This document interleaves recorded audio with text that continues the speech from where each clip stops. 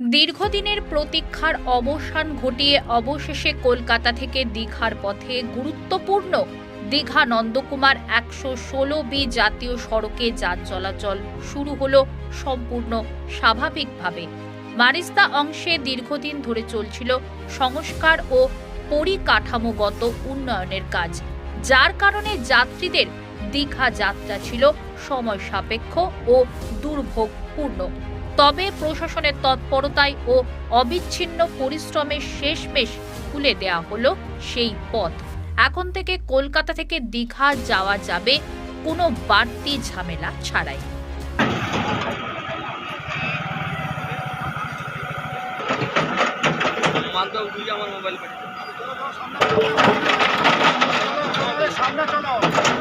WhatsApp বন্ধ করছি, Facebook তোমার হোয়াটসঅ্যাপ বন্ধ করছি কে হ্যাঁ কি জানি আমরা কি জানি চল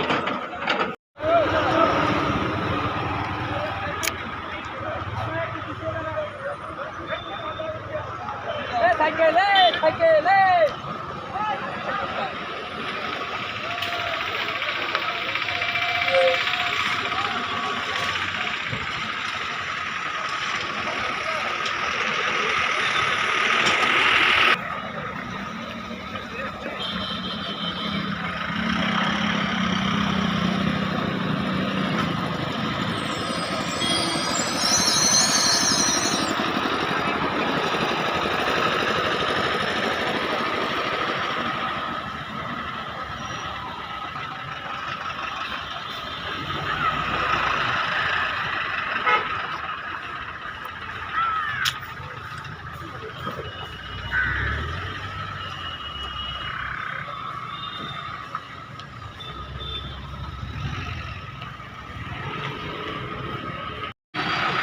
ছেড়ে দিয়েছে তো।